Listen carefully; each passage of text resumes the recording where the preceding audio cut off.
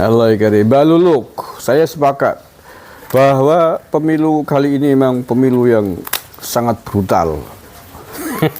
Sepakat sepenuhnya. Brutal kekalahannya.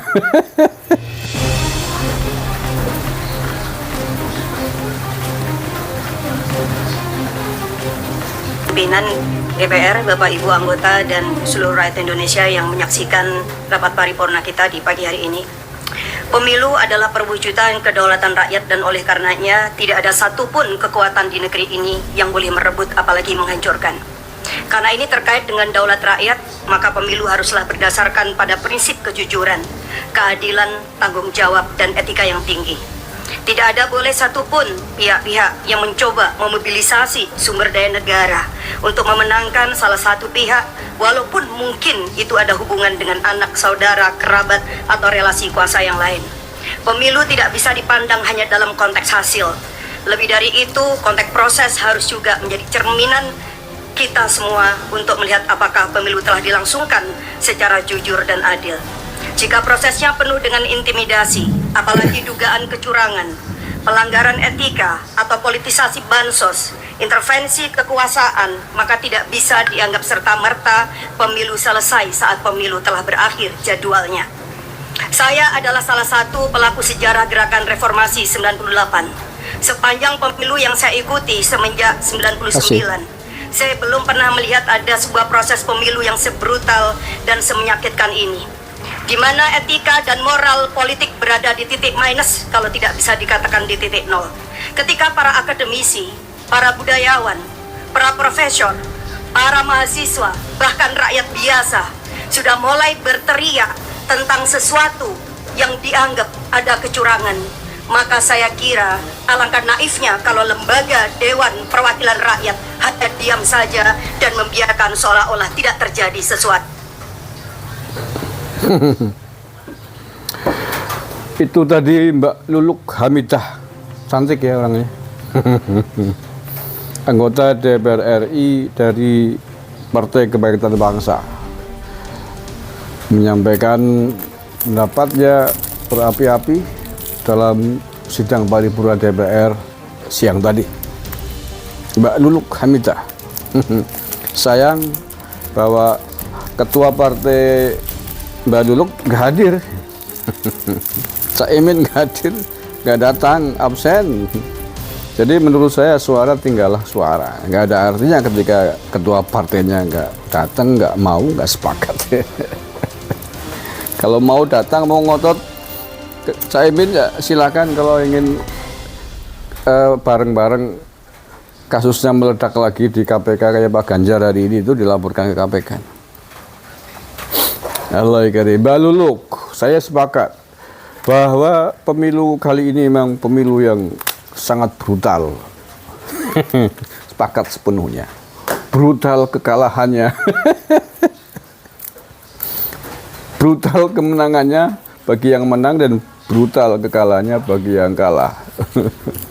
Sangat-sangat brutal dan mengenaskan. Satu paslon hanya dapat 16% dan paslon yang lain, pas calonnya Mbak Luluk ini, Mas Anies dan Caimin, hanya dapat 24%. Aduh, Mbak Luluk, Mbak Luluk. Brutal sekali ya Mbak Luluk. Ya, makanya saya sepakat, brutal. Brutal sekali kekalahannya. Luar biasa Pak Prabowo Gibran ya, 02. Dikeroyok oleh dua paslon, masih sempat menang 58 ya, 8%. Luar biasa.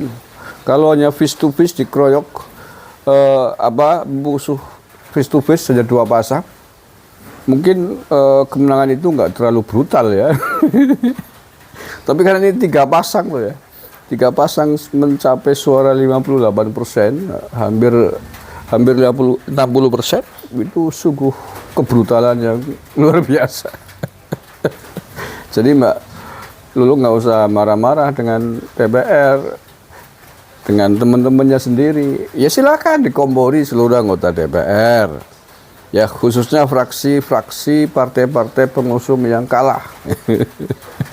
Tapi jangan lupa, yang paling penting adalah ketuanya, Mbak Puan, Mas Cak Imin, terus Mas Surya Paloh, ya Mas PKS ya.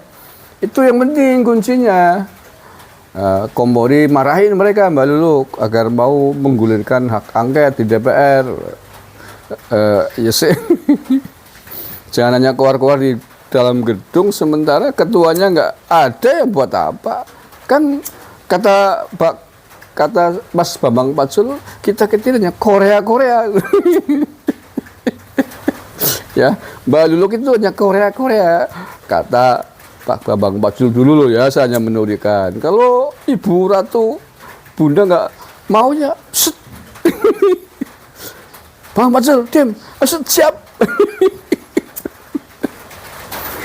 Ayo, itu kalau Mbak Luluk ditelepon sama Cak Imin, Mbak Luluk, sudah diam, siap. Nggih Cak, siap. Ayo dong. Faktanya Cak Imin nggak hadir, gimana? Mbak Puan nggak hadir.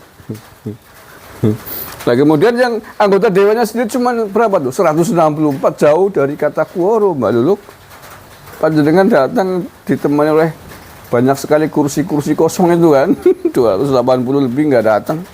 Padahal syaratnya harus 50% +1 untuk hak angket. Jadi ya nikmatilah politik Mbak Luluk. Nikmati. Kalau Mbak Luluk kemudian mengatakan politik ini penuh dengan kecurangan, politisasi, bansos, dan lain sebagainya, itu asumsi lah. Panjenengan kan politisi di tingkat legislatif, ya bawa dong tuduhan-tuduhan, fakta-fakta kecurangan, fakta-fakta ketidakadilan, bawa dong ke Bawaslu atau ke KPK. Di situ jalurnya. Iya, di situ jalurnya, bukan di gedung DPR ya. Gedung DPR sih ya memang hanya wahana untuk enggak ada terusin.